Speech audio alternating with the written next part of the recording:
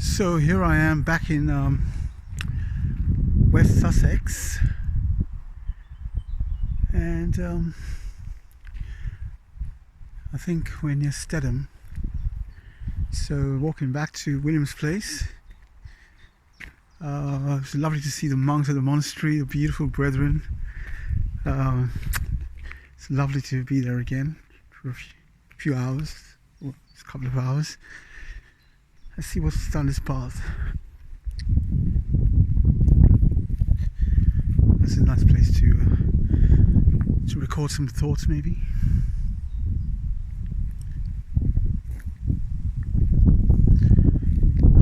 And one is just observing the tendency to identify with a person, with a life. But it feels like this tendency is like trying its best to latch on to my consciousness and force it to be a person again. But it's not happening. It seems like it's missing the mark constantly. It's just like there's nothing for it to latch onto anymore. And it's so liberating to be able to observe this process. Even though I've been with people recently in the last few days, and people who have all sorts of identifications, or maybe even tendencies to do things, and it's just been so smooth, and I feel like I'm untouched by anything that goes on around me.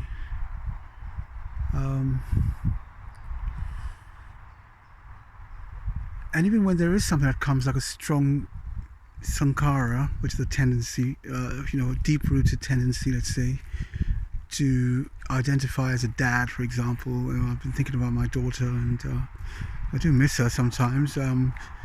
Obviously, she's not speaking with me at the moment.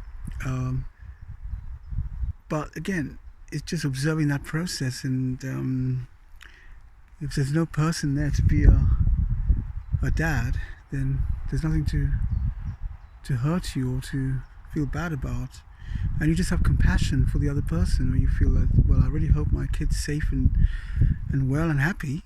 As long as she's happy and safe and well, it really doesn't matter. That's all that matters, really, because ultimately all relationships have to end somewhere. Ultimately in death, when we pass away. It's beautiful to have relationships, but one can't, obsess with them if you're not in the presence of the other person. So when you're living in the moment, in the present moment, it really all makes sense that there is only this moment and nothing else.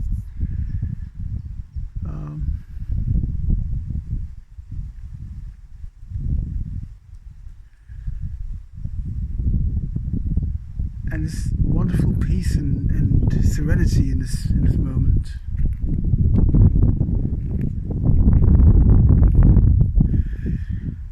And I'm going to a Christian monastery tomorrow, in the Isle of Wight, and I want to feel the contemplation there of Jesus, and I feel like a purpose might evolve for me, for my life, or rather a purpose might become clear, because I've always been a purposeful person. I've always been driven by ambition and desire and purpose, but those may have not necessarily been what is intended by my true nature.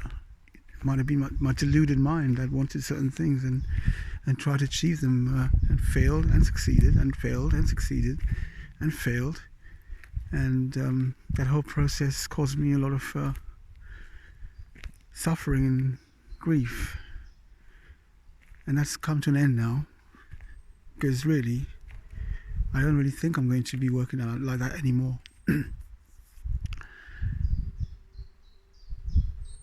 If one is to create a virtual identity that has to be aligned to a purpose, then that's the point of living a life in this body, because otherwise, it's just nice to be in a formless state, really. I find I feel, I feel like there's a body and it's pretty much useless, really.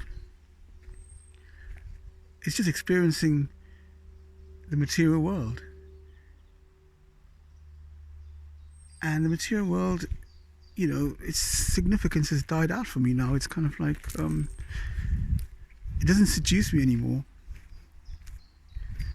Of course, it's great things. I love, life, and love some of the things in the world, and I love to be with some people, love to do some things, love to enjoy a good evening out, love beautiful art and music, but there's no desire to be in this body as such. It seems like the formless state seems much more appealing.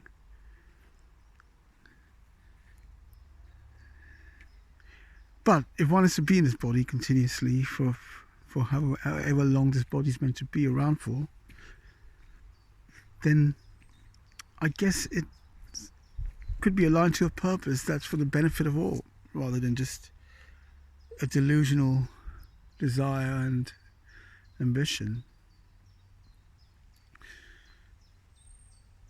Like a seed, that kind of, a seed is a technology that's got a whole process within it that unfolds, and it just has all the data and information within. And a seed can only manifest that data and that technology that's already embedded inside it. You can't expect a mango tree to grow apples, a mango seed to grow, grow up and manifest apples. That's just not how it is. So I guess as a manifestation in the body, one does have a seed purpose. Well, I better not venture too far in here if I get lost. And that purpose is probably the best thing that one can align to, because that will probably be something that unfolds naturally. Now, some seeds, of course, it all depends how a seed manifests and where it lands, really. I mean, some, as Jesus said in one of his parables, some seeds land on good soil, some land on bad soil, some land on the road, some land and are eaten by wild beasts. And that process, maybe that's to do with cause and effect, or karma, or paramis, or as a Buddhist thing was about paramis, are like spiritual blessings that you may have picked up in a last life, and that depends on where your seed will land in this life. Then again, I don't really believe there is any sort of incarnation in that respect, because a personality cannot reincarnate, because a personality does not exist. A personality is just a bunch of concepts and ideas, and it's completely a false construct. So what exactly incarnates?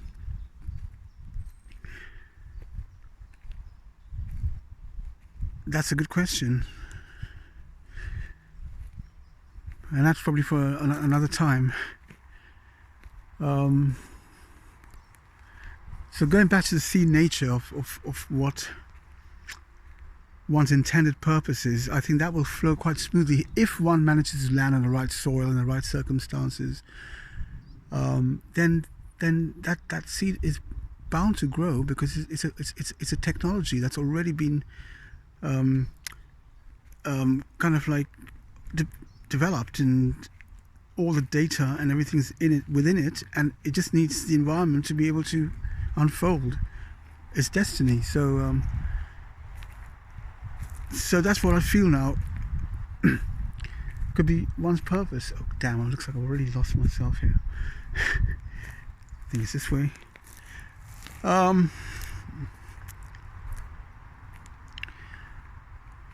Yeah.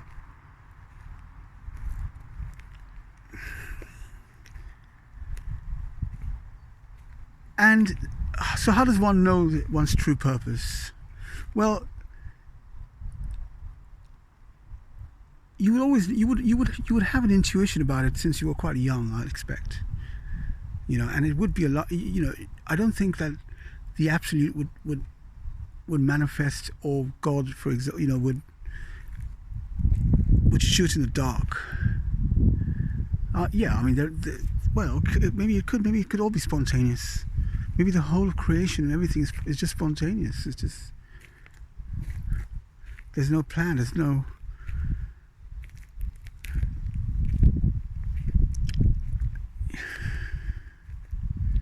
Because if you're one with the absolute, then you can, you're everything, aren't you? You're everything all at the same time, and nothing as well. And no thing, rather, not than nothing, no thing. You're everything and no thing.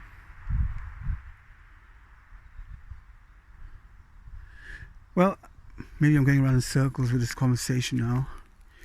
But the essence of it is this.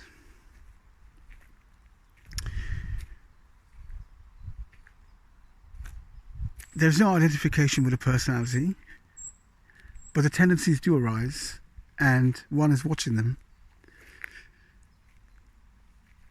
There is no fascination with a body anymore in terms of living a life, because it seems pretty much gross, actually, quite gross.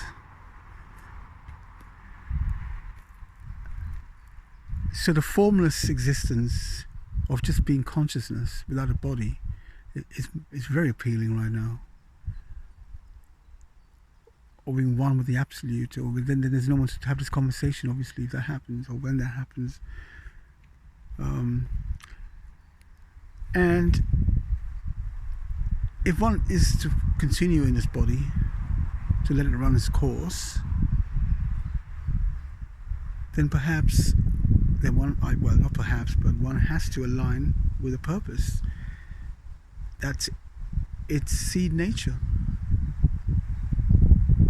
Otherwise, it's a futile attempt to become something that you're not intended to become. Doesn't mean you can't achieve it. Of course, some people can force through their wills, but a lot of suffering is going to happen if one pursues that path. And one can get to the end of that road and think, well, I've achieved all this, but there's a very high price to pay for it, and I'm really not enjoying it anymore anyway. So yeah, that's it for now. There may be some deeper contemplations and revelations that might address some of the other issues, like is there reincarnation? And if there is, what exactly reincarnates? Cool. So let's walk back to where I'm staying right now.